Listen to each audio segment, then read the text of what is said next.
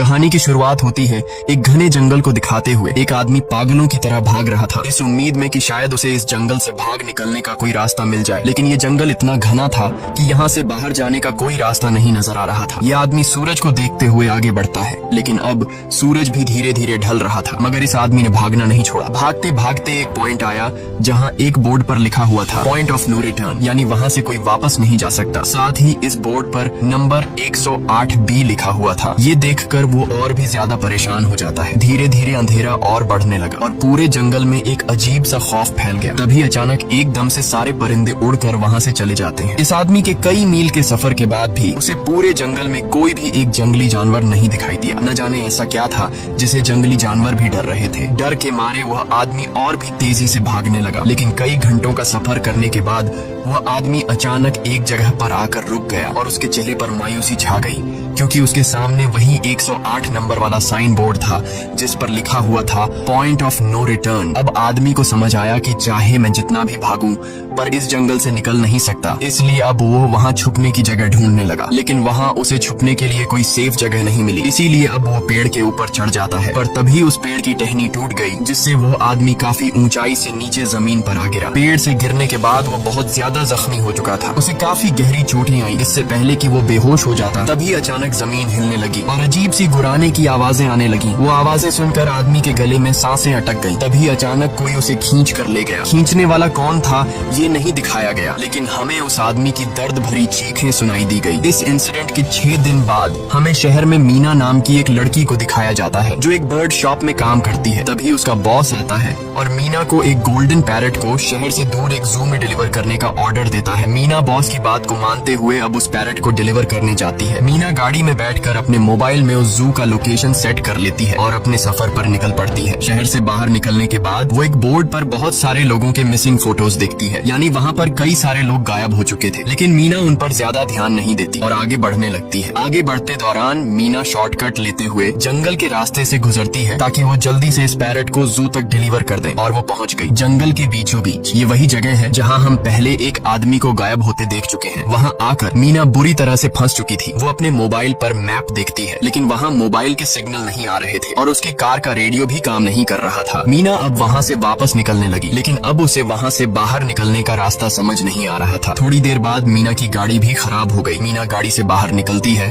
और उसे सामने लगा हुआ वही पॉइंट ऑफ नो रिटर्न वाला बोर्ड दिखाई देता है। मीना को कुछ समझ नहीं आता, इसीलिए वो पैरट के पिंजरे को हाथ में लेकर आसपास मदद ढूंढने आगे चली जाती है, लेकिन वहाँ आसपास किसी भी मदद का नामो निशान तक नहीं था। उसके बाद वो वापस उस जगह पर लौट आती है जहाँ उसने अपनी गाड़ी खड़ी की थी, लेकिन वहाँ से उसकी गाड़ी गायब हो चुकी थी। ये देखकर वो बहुत ज्यादा परेशान हुई। उसे लगा कि शायद वो उस जगह पर नहीं आई है जहाँ उसकी गाड़ी खड़ी थी, बल्कि ये किसी दूसरी जगह पर आ गई है और उसकी गाड़ी कहीं दूसरी जगह में खड़ी है, क्योंकि इस जंगल का हर एक पॉइंट एक ही जैसा दिखाई दे रहा था। अब अंधेरा भी गहरा होता जा रहा था। एकदम से पहले की तरह ही सभी परिंदे इन पेड़ों से उड़ जाते हैं। मीना को अब डर लगने लगा था, क्योंकि जमीन भी जोर जोर से हिल रही थी। मीना को वहाँ आसपास किसी के होने का एहसास होता है। तभी अचानक मीना को दूर किसी का साया नजर आया। मीना भागते हुए उसके पीछे आई, पर उसे वहाँ कोई भी नहीं मिला। तभी अचानक मीना को एक बूढ़ी औरत भागते हुए दिखाई दी। मीना भी दौड़कर उसका पीछा करने लगी। वो उससे मदद मांग रही थी, लेकिन वो औरत रुकती नहीं, तेजी से भागती रहती है। एक बार फिर मीना इस बूढ़ी औरत का पीछा करती है। अचानक वो बूढ़ी औरत फिर से गायब हो गई। मीना जब उसे ढूंढते हुए और आगे बढ़ी तो उसे दूर जंगल में एक बड़ा सा कमरा दिखाई दिया। वो बूढ़ी औरत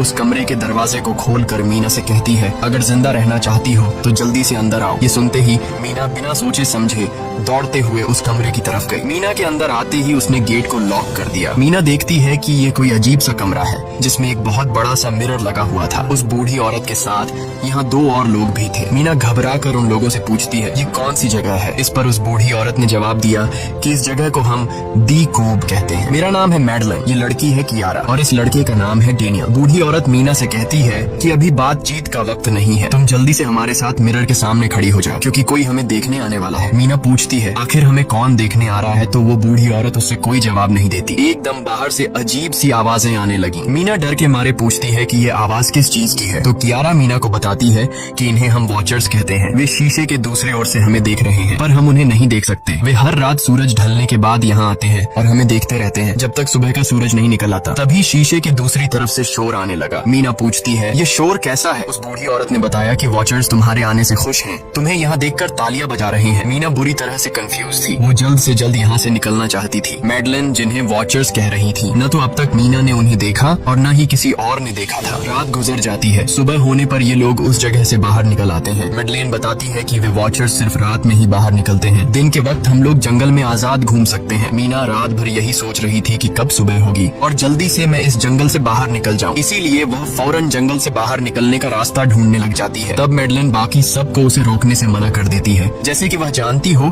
कि मीना इस जंगल से बाहर नहीं निकल सकती और वह जरूर वापस आएगी। बस मीना को जाते हुए मैडलिन बताती है कि तुम्हारा यह फैसला अच्छा नहीं है, इस जंगल से बाहर निकलने का कोई रास्ता नहीं है। रात होने से पहले हमें इस घर में वापस आना पड़ता है, अगर तुम लेट हो गई तो तुम अपनी जान से हाथ धो बैठोगी। मीना किसी की बात नहीं सुनती और अपने पैरट को लेते हुए तेजी से आगे बढ़ती है। थोड़ा सा आगे बढ़ने पर उसे वही पॉइंट ऑफ नो रिटर्न वाला साइन दिखाई देता है। उसे देखकर वो घबरा तो गई, लेकिन उसने हिम्मत नहीं हारी और सूरज को देखकर सूरज की डायरेक्शन में आगे बढ़ती रही, पर जंगल से निकलने में कामयाब नहीं हो सकी। आगे चलकर रास्ता ही खत्म हो गया। मीना ने देखा कि वो एक पहाड़ के टॉप पर खड़ी है, जहाँ से आगे दूर दूर तक जंगल के सिवा कुछ भी नहीं था। इसीलिए वो मायूस होकर नीचे बैठ जाती है। तभी अचानक उसके कंधे पर किसी ने हाथ रखा। वो डर गई और जब उसने पीछे मुड़कर देखा तो वो बूढ़ी औरत मैडलिन थी। यहाँ मैडलिन उसे हौसला देती है और कहती है कि सिर्फ तुम ही नहीं जिसने यहाँ से निकलने की कोशिश की और हार गई, हम भी तुम्हारी तरह ही हार कर यहाँ रुके हैं। यहाँ से बाहर निकलने का कोई रास्ता नहीं, चलो मैं तुम्हें कुछ दिखाती हूँ। मैडलिन मीना को जंगल की तरफ लेकर जाती है। मैडलिन मीना से कहती है, ये जंगल एक शिकारी है और हम सब उसका शिकार, अगर जिंदा रहना चाहती हो तो हमारे साथ ही रहो। मैडलिन उसे पॉइंट ऑफ नो रिटर्न वाले काफी सारे साइन बोर्ड दिखाती है, जो कि जंगल के चारों तरफ गोल घेरे में लगे थे और उनके बीच में था उनका कमरा। मैडलिन बताती है कि ये हमारे घर से आधे दिन के फासले पर लगे हैं, अगर इसे आगे गई तो वापस लौटना मुश्किल हो जाएगा, इसलिए कभी भी यह तुम्हें नजर आए तो तुम इन्हें इग्नोर मत करना। मीना पूछती है, ये सब किसने बनाया? तो वो जवाब देती है, ये एक प्रोफेसर ने बनाया है, लेकिन अब तक उसे किसी ने देखा नहीं है। अब रात हो जाती है, ये लोग वापस उस घर के अंदर आ जाते हैं। हर रात वॉचर्स उन्हें देखने के लिए आते थे। आज कियारा नामी लड़की उनके सामने डांस करती है और कहती है ये सब उन्हें पसंद है। ऐसा नहीं था कि इन चारों को हर रात वॉचर्स के सामने खड़ा ही रहना पड़ता था। ये लोग जो चाहते वह कर सकते थे, बस ये लोग उनकी तरफ अपनी कमर नहीं कर सकते थे। ऐसा करने पर वो लोग बहुत ज्यादा गुस्सा हो जाते थे। रात में तो उन्हें सिर्फ वॉचर्स का मसला था, लेकिन दिन में भी उन्हें बहुत मुश्किलों का सामना करना पड़ता था। ये लोग जंगल से हर रोज अपना पेट भरने के लिए कुछ न कुछ शिकार करके लाते थे,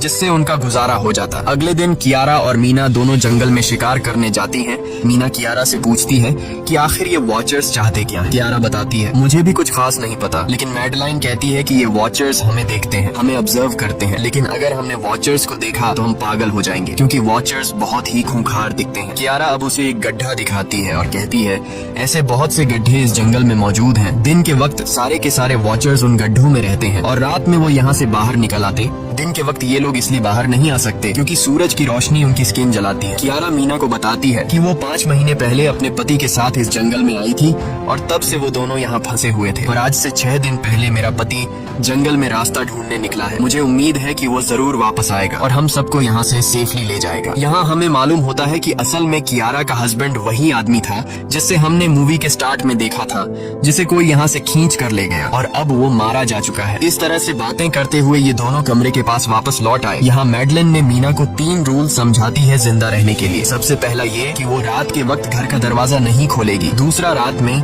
वो आईने की तरफ अपनी कमर नहीं करेगी। और तीसरा ये कि दिन के वक्त वो उन गड्ढों के पास नहीं जाएगी और जितना हो सके रोशनी में रहेगी। जब तक तुम इन रूल्स को फॉलो करोगी तब तक तुम जिंदा रहोगी। लेकिन मीना को मैडलाइन की बातों पर बिल्कुल भी भरोसा नहीं होता। अब उस रात मीना इन वॉचर्स के बारे में जानना चाहती थी, इसीलिए वो शीशे के साथ कान लगाकर आवाजें सुनने की कोशिश करती है। जब उसे कुछ सुनाई नहीं देता तो मीना को मैडलिन की बताई गई वॉचर्स की बातें फेक लगने लगती हैं। इसलिए वह रूल्स को तोड़ते हुए अपनी कमर को शीशे की तरफ करके सो जाती है और ऐसा करने पर इन वॉचर्स को गुस्सा चढ़ जाता है। वो लोग जोर जोर से उस शीशे को मारने लग जाते हैं। शोर से मैडलाइन भी उठ जाती है और वह जल्दी से मीना को शीशे की तरफ खड़े रहने को कहती है और तब जाकर वो वॉचर्स का गुस्सा शांत होता है। यानी जब इंसान वॉचर्स को अपनी पीठ दिखाते हैं तो वह उसे खुद की इंसल्ट मानने लगते हैं। ये रात भी गुजर जाती है और अगले दिन मीना डेनियल के साथ शिकार पर निकलती है। वो डेनियल से पूछती है, क्या आज तक तुमने किसी वॉचर को देखा है? जिस पर डेनियल ने जवाब दिया कि मैंने भी आज तक वॉचर्स को नहीं देखा और जो भी वॉचर्स को देखता है वो जिंदा नहीं बच पाता। तब मीना डेनियल को समझाती है